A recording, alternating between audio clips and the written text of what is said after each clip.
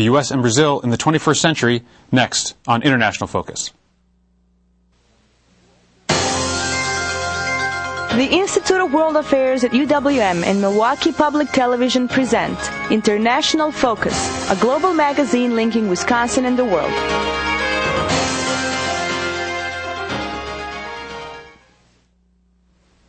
Welcome to International Focus. I'm Rob Ricigiliano, Director of the Institute of World Affairs at UWM. With the world's seventh largest economy and growing status as a regional superpower, Brazil is looking to redefine its relationship with the U.S. During Barack Obama's recent visit, newly elected President Dilma Rousseff said the two countries' relationship had in the past been marked by, quote, empty rhetoric from the United States, adding that a deeper relationship has to be, quote, a construct among equals. To help us explore the evolving relations between Brasilia and Washington, we're pleased to be joined by Joao Almino, Consul General of Brazil in Chicago. In addition to his distinguished diplomatic career, he is also one of the country's most acclaimed authors of contemporary fiction and a noted political scientist whose frequently cited work focuses on authoritarianism and democracy in Brazil. Professor Almino, welcome to International Focus. Great pleasure to be here. Well, this must be an interesting time in your profession and as a senior person in the Brazilian diplomatic service, where this relationship between Brazil and the United States, Brazil and the region and the world is being recalibrated. I'm wondering if today we could talk some about where that relationship has been, say, with the United States, where it is now, and sort of where it might be going, and to help us get into this discussion, if you could talk a little bit about where has that relationship been, if it needs to be a construct among equals now, was it not that, in the decade preceding this? I think it has always been a very important relationship for Brazil. At least was indeed the U.S. has always been a major partner of Brazil. It was the first country to recognize Brazilian independence already back in the 19th century. And it has always been really a very important relationship for Brazil. I think what has changed over the last decades is that Brazil itself has transformed significantly. And I would not mention just the latest years, but I would say the last 25 years have been correspond, I would say, to a very positive phase in Brazilian history, because this coincides with the democratization of the country. We have a civil government basically starting 25 years ago after 2 decades of an authoritarian regime, of a military regime.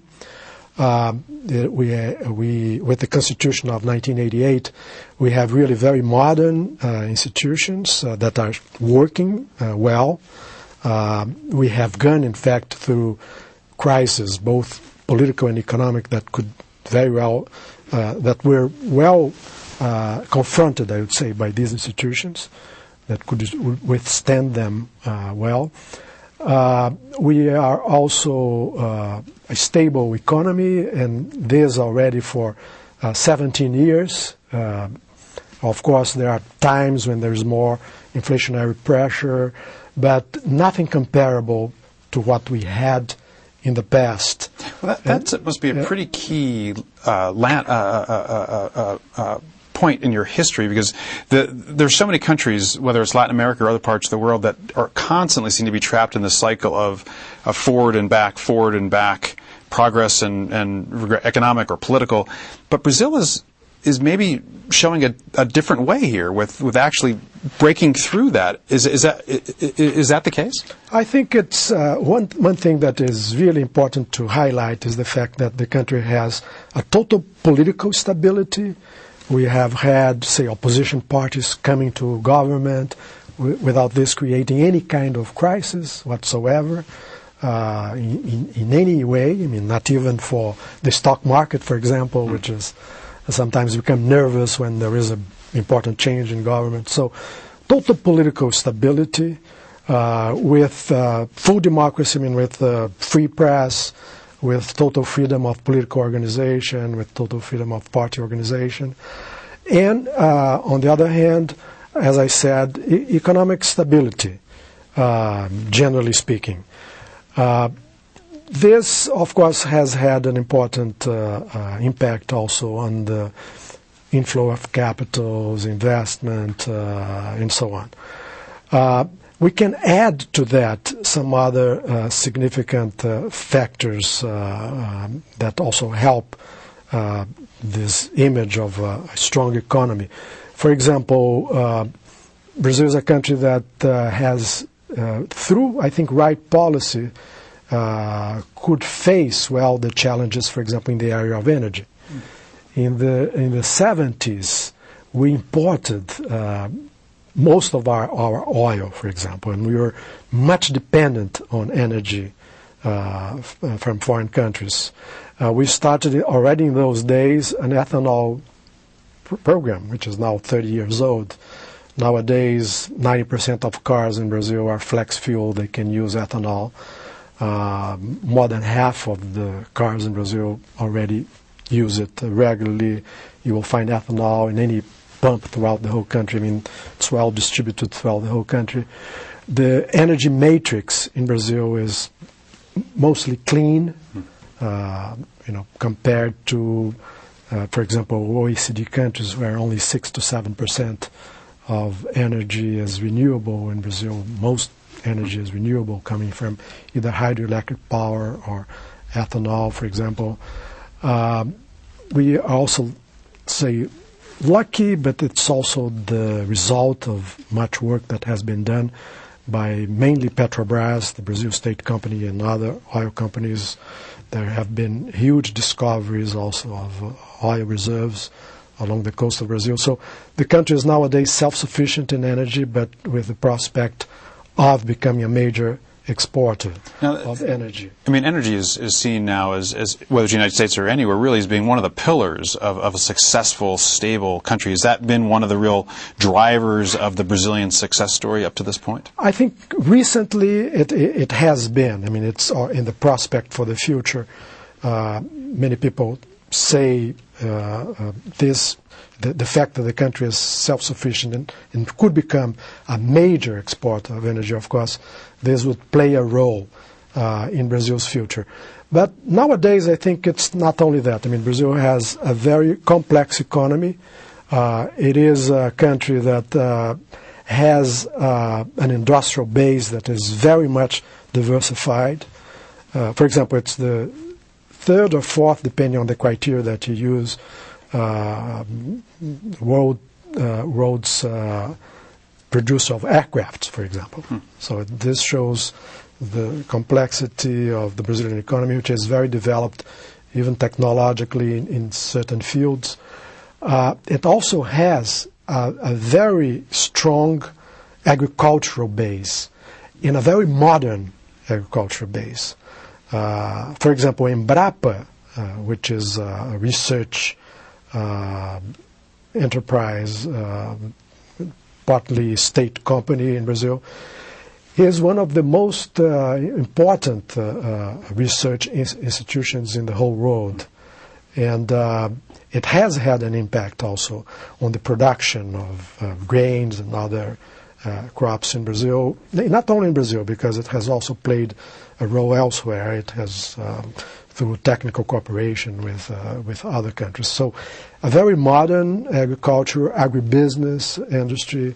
Brazil is nowadays the second, maybe most important food producer worldwide, with the potential to become the very first, and it's the first in several areas.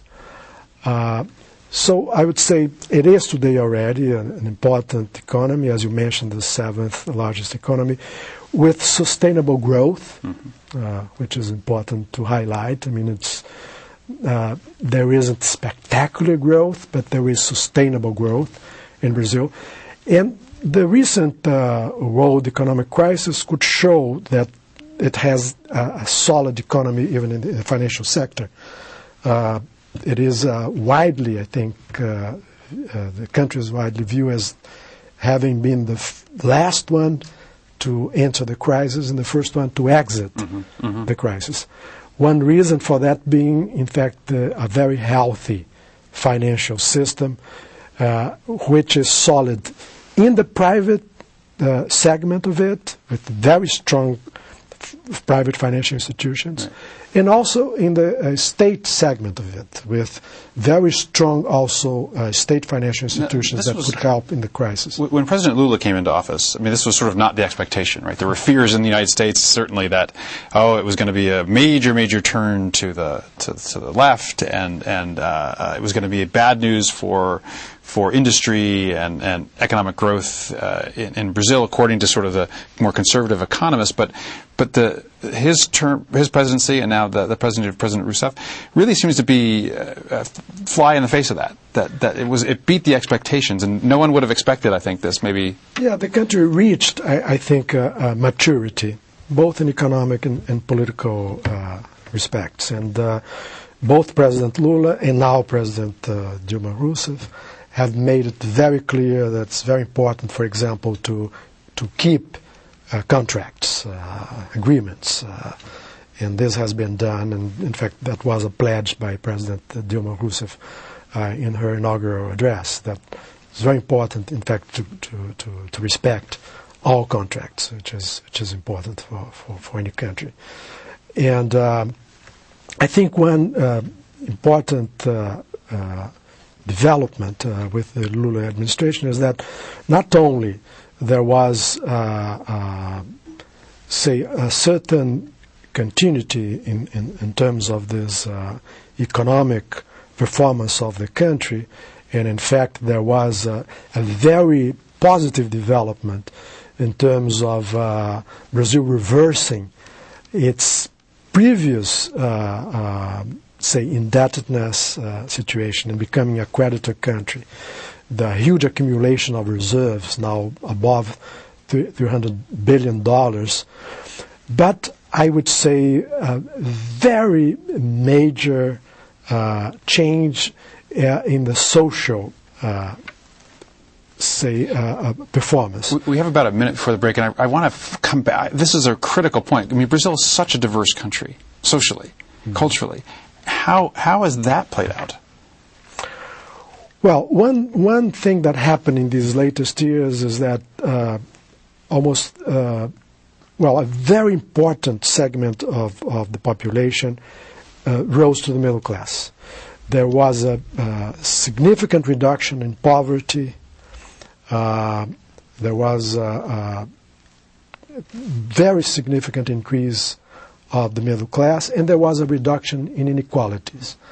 And at the same time, with economic growth, that of course had an impact in the economy as a whole. So we're just about up against our break, and I want to continue the story with how now does Brazil build on this success story going into the future with the United States and with the region and the world. And we'll be back in a few moments on International Focus. The Institute of World Affairs presents our community with a range of public programs relating to global issues, U.S. foreign policy, and the world economy. For more information about the Institute of World Affairs, call 414-229-3220 or visit our website at www.iwa.uwm.edu.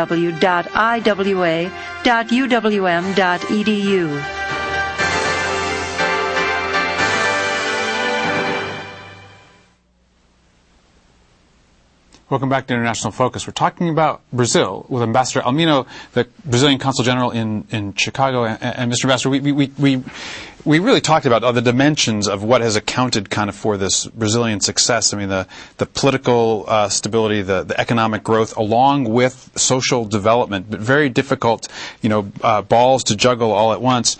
How has that now positioned Brazil in 2011 to move forward, to assert itself in the region and in the world? I think certainly Brazil has become a much more important player worldwide. With the United States, I think there is a strengthened dialogue, and Brazil has become, say, a partner of the U.S., also, I would say, a global partner. This was an expression already used during the Bush administration by the state secretary, Condoleezza Rice, in those days. But it's something that now in the Obama administration, I think this has also received another meaning of the term. So, and also there is a strategic dialogue with the European Union. And Brazil has also created partnerships in other areas of the world. So there is greater interest, for example, in relations with Africa, in relation with Middle Eastern countries. There were summits that were organized between South American countries and Middle Eastern countries, Arab nations, and between South America and Africa, in which Brazil played a major role. There is also an initiative between Brazil, India, and South Africa. It's called IBAS, with many different areas of cooperation.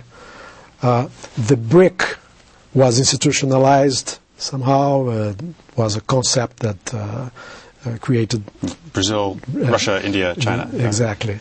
A concept that was created just out of the fact that these were very dynamic emerging economies that were playing a significant role in the expansion of world trade, and economies that have a big potential really to play a major role for the overall world economy in years ahead.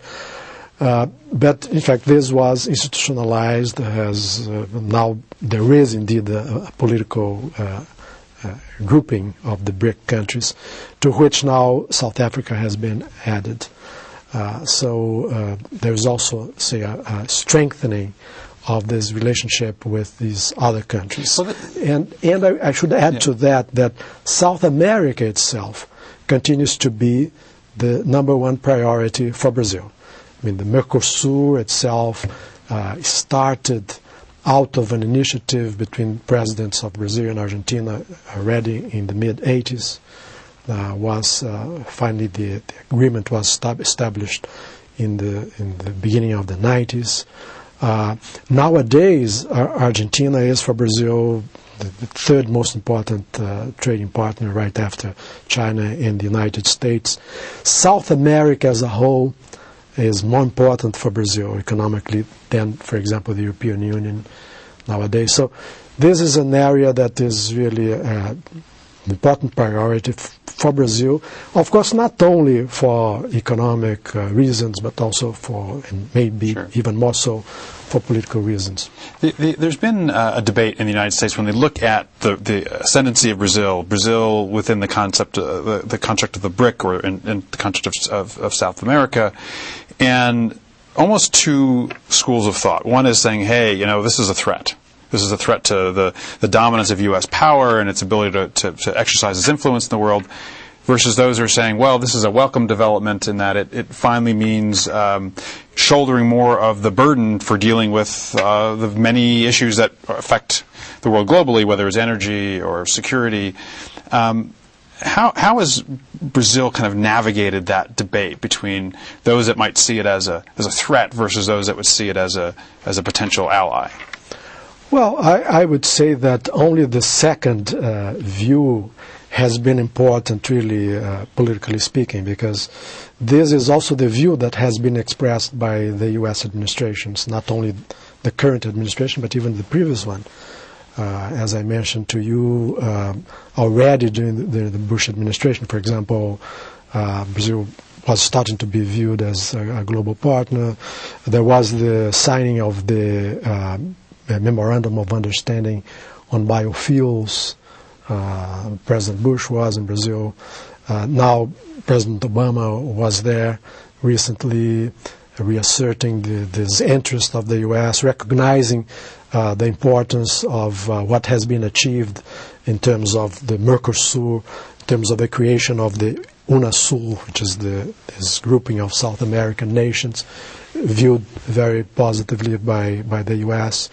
Also, reasserting the importance of the cooperation between Brazil and the U.S. in third countries, like a triangular kind of cooperation. Reasserting the interest in a strategic,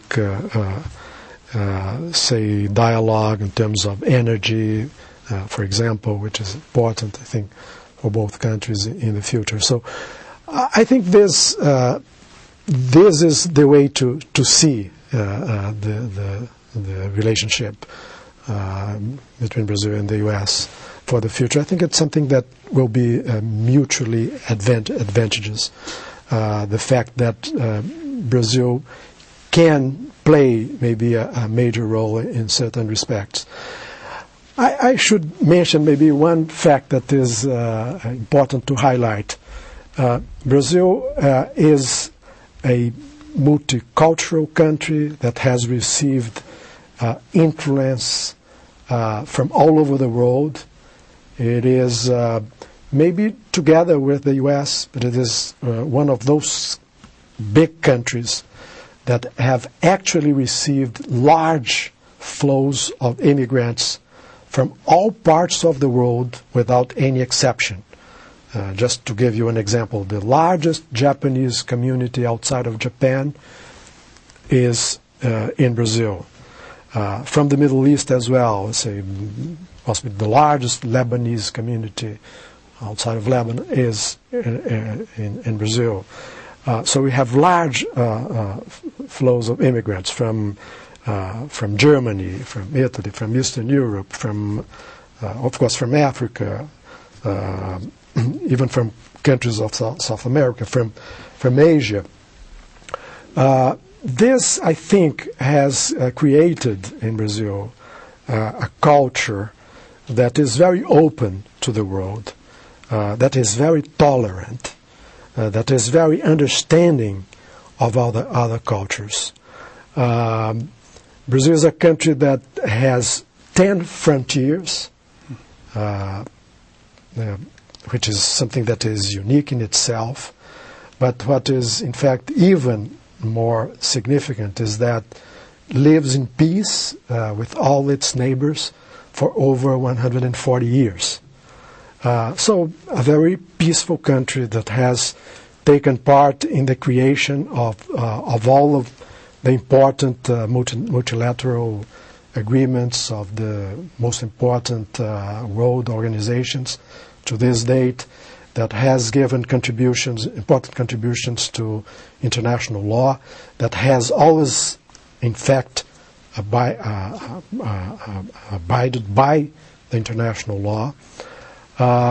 So I would say if Brazil plays a more important role in world affairs, this will certainly be a beneficial role. So we just have a couple minutes left, and want to talk about sort of, particularly with the U.S. and Brazil, and how they may work together even more in the future. And you're basically talking about the fact that in terms of offering a model to the world of how to deal with the economic issues and the political issues and the social diversity, Brazil really does offer a very attractive model for the United States and for other countries as to how to do that. What are other strategic sort of points that the United States and Brazil can be working on together in the world? Well, we share, I think, our most precious values. I mean, we are the two largest democracies in the Western Hemisphere.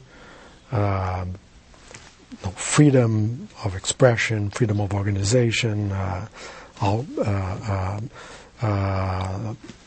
independent justice system, an active Congress, and so on. We are also the largest economies in the Western Hemisphere. I think we can, of course, do better than we have done in terms of our economic relations. We have increased already much of our trade, but we can do more, in fact. Brazilian investments in the U.S. have increased significantly over these last decades. They have become, in fact, already significant for the U.S. itself.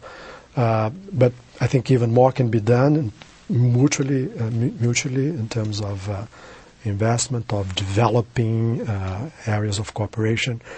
In terms of technological cooperation, of course, we can and must invest in terms of,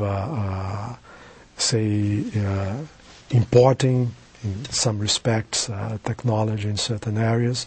There are areas in which Brazil itself can give a contribution as well. We can increase our cooperation in third markets. There are certain important political initiatives in which Brazil is involved that we know the U.S. view them as very positive. For example, the role Brazil has played in Haiti in these latest years, having led the peacekeeping mission there. And I would say basically being a partner in a dialogue in relation to world affairs in general, because we have become interested in world affairs, generally speaking, and we maybe can have our own views on what is happening elsewhere. And with the good relations that we have with countries in different parts of the world, maybe we can Ambassador Joao Almino from Consul General of Brazil in Chicago, thank you very much for your time on International Focus. Sorry to end an interesting discussion prematurely.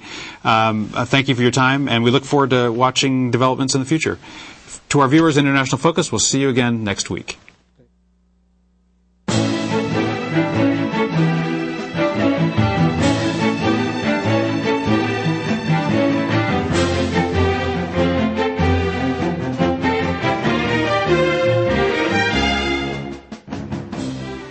For information about the Institute of World Affairs and its many programs, or to become a member of the Institute, call 414-229-3220 or visit us at our website.